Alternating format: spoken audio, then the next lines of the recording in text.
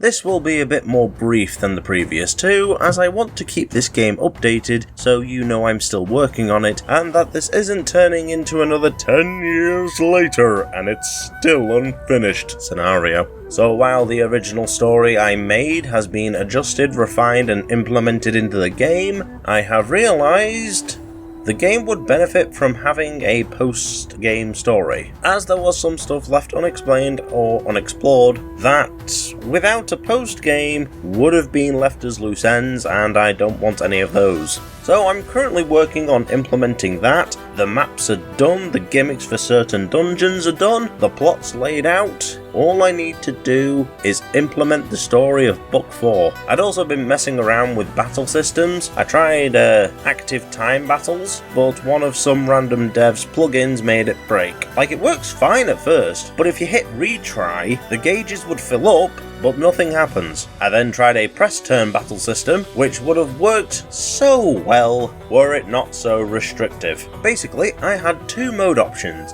Either both ally and enemy teams get a flat amount of press turns, or it's one press turn per team member. Now, the latter would work perfectly fine for random encounters, and I'm going to look at maybe phasing those out. But for bosses, it just makes them feel underwhelming. I wanted bosses to feel like real challenges, really being able to lay into the player and exploit all the weaknesses that the characters have. But if they can only attack once per turn, I'd either have to make the abilities hit multiple times or do a lot of damage. So I figured if it's not broke, don't fix it, and opted to just keep it turn-based, but making it so the boss may attack 2 or 3 times per turn. It's also got the press turn battle system, but not really. I've also been working on something I don't say very often, that being implementing seasons. No, not season passes. 4 seasons, 4 loves, 4 seasons. Well, 3 seasons. Since the initial arrival in San Heihui, I've called it Sanhei for so long that pronouncing it properly sounds weird. Anyway, the initial arrival in the big city happens in spring, then Book 2 picks up 6 months later in autumn, and then the post-game takes place in winter. Although you do go to the Southern Water Tribe at the start of Book 4, so technically summer is included. It was surprisingly easy to implement a season mechanic. I just had to take the tile sets I used for the initial nature areas and change the colour of the trees for autumn, or swap the images around altogether, and for winter I had to make the trees leafless, which for some it was easy, there was already leafless tree variants available. Others, however, I will admit I used ChatGPT to generate an image of these ones in particular. I would have done it myself, but GPT just made it easier. And while we're on the topic of AI, the soundtrack is done. I'm happy with it, and there are a total of 88 tracks. Suffice to say, I think I've stepped into my album came with a game territory. I even used a few of them in my recent Korra video, for segments that were a bit longer and required some background music. Also, while on that topic, I actually missed a few things, but not enough to warrant a whole video. So hey, if you notice any problems with the show that I missed, feel free to comment on the video. And I apologise if my voice sounds weird in like the first 10 minutes of that video. I really don't know what happened. There are probably some of you cringing at the fact that I've used AI, but unless I come into a windfall, I'm sticking with the AI music.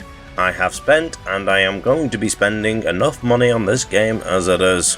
I've also implemented little events I have dubbed Tavern Talks. Essentially, they're bits of exposition about the world and what happened between the time of the 100-Year War ending and the time of my game. I could not find a place in the story to put these without it grinding to a halt to go 407 years ago, yada yada yada, so I put them in as optional little bits. You'll find certain characters sat in the tavern, and talking to either of them starts the event.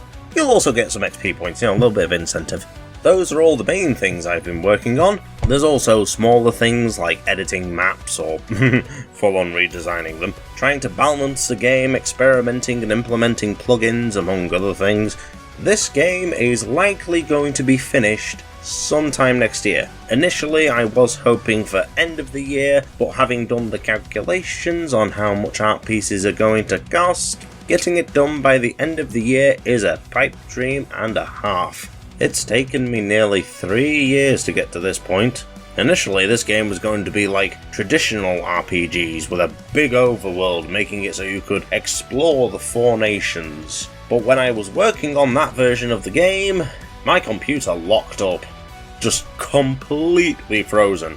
I tried waiting, nothing happened, so I just restarted the computer and came back to the whole project corrupted. Just about everything was gone. Maps, events, and everything database-wise was gone. And that happened 500 hours in. 500 hours of work got flushed down the drain in a single button press. It took me a year to come back to it, because every time I'd open RPG Maker, I'd just look at this tiny little man, and all I would feel is an overwhelming sense of despair. Just the thought of redoing 500 hours worth of work was soul-crushing to say the least. However, 2 years later, I am now 2,340 hours deep and coming to the end of this project.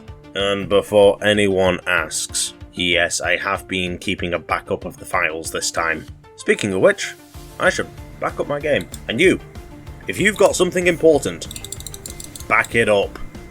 You never know what could happen. That's all I have to update with at the moment. Feel free to drop any questions you have about the game in the comments below, and have a blessed day.